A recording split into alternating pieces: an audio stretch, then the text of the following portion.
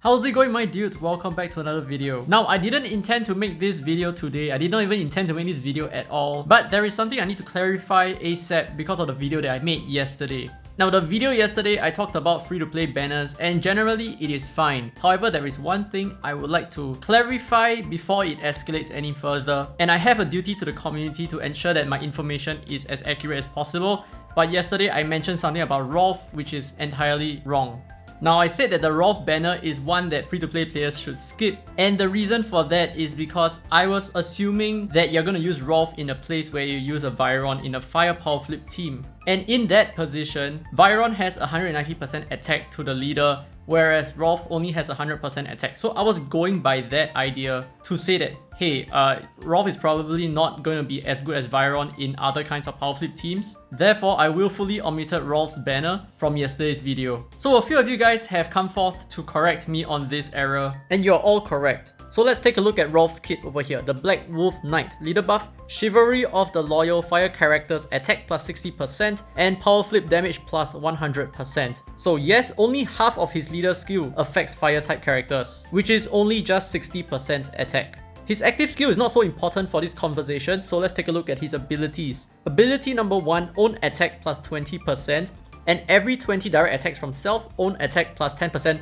goes up to 40%. Ability number 2, when allies have penetration buff, own attack plus 20%, and leader attack plus 40%. Ability number 3, as a main, every level 3 power flip leader attack plus 12% goes up to 60%, and level 3 power flip damage plus 25%. So if you have been following this channel so far, you would understand that I talk a lot about additive stacking of power flip damage, of attack percentage, of skill damage percentage. However, let's take a look at ability number 3 over here, right? Let's read it one more time, okay? So the second part of ability number 3, level 3 power flip damage plus 25%. This is not the same as power flip damage plus 25%. This is one freaking multiplier on its own. So all your power flip damage, no matter how much percentage you're stacking, has an extra 25% final damage. Well, I mean, if you're talking about level 3 power flip, that is. So technically speaking, all of his abilities are not element locked. So you can use him for any power flip team. Of course, being in a fire power flip, that would be the most optimal because of his typing as well as the Golem EX weapons. So if you have both Viron and Rolf, and if you're thinking about who you want to use as a leader sub, I would still continue to suggest a Viron, except for fire power flip teams, of course. But this is exactly where my fallacy lies in. I am too focused on the fact that Rolf or Viron has to be under the leader, but that's not the case for Rolf.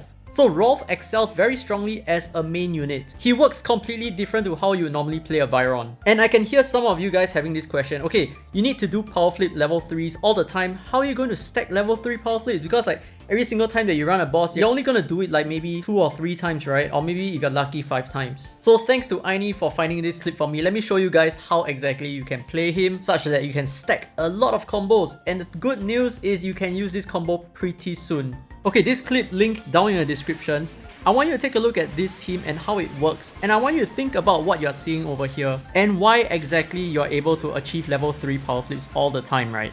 So yeah, give it some thought, see what's happening on the boss, see why the boss is not moving, etc, etc.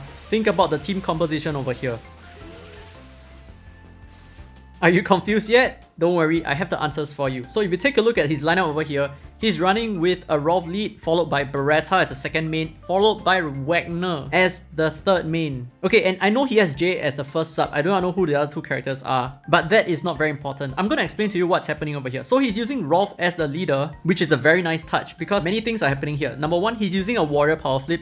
So if you notice in the video, he actually uses the warrior power flip in conjunction with the skill of Beretta or Wagner in order to stick your character to the boss while you are spinning and you're casting a skill at the same time. And of course, number 2, very clear cut. He's using Rolf because it stacks a lot of attack and a lot of power flip damage, which is what's going to give you a very big power flip hit. So he has Jay as the sub to Rolf because Jay actually helps to paralyze the boss. He may be running the Labyrinth Hammer on Rolf, I'm not too sure about that, but the Labyrinth Hammer would then give you another 25% attack against paralyzed enemies. I'm just gonna throw it out there and assume that sub 2 and sub 3, they're just gonna boost your power flip damage, boost your attack, maybe even paralyze the boss as well. But these are just guesses at this point. Let's talk a little bit about what Beretta and Wagner are doing over here. Now, from the previous video, Beretta is just going to be a powerhouse for power flip, But not only that, she also does a huge amount of combo with her skill. So as soon as Beretta's skill fires off, you're gonna stack a lot of combos, and as long as you hit 39 combo, minimally, you're gonna have a level 3 power flip. But the thing is, you have Wagner here as well, okay, and that's a different topic altogether, because Wagner further reduces the criteria of level 3 power flips. Okay, then now we move on to Wagner himself.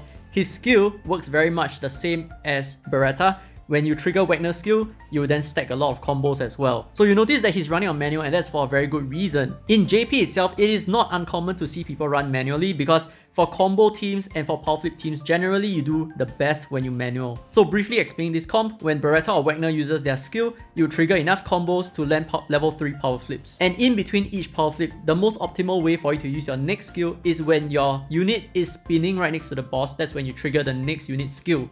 So without further ado, let's take a look at the run again. This time you know what's happening over here. So Beretta goes, shoots a skill, you have a level 3 power flip, you spin like crazy, and I'm not sure why he didn't use his Wagner skill over there, but I think he should have done so.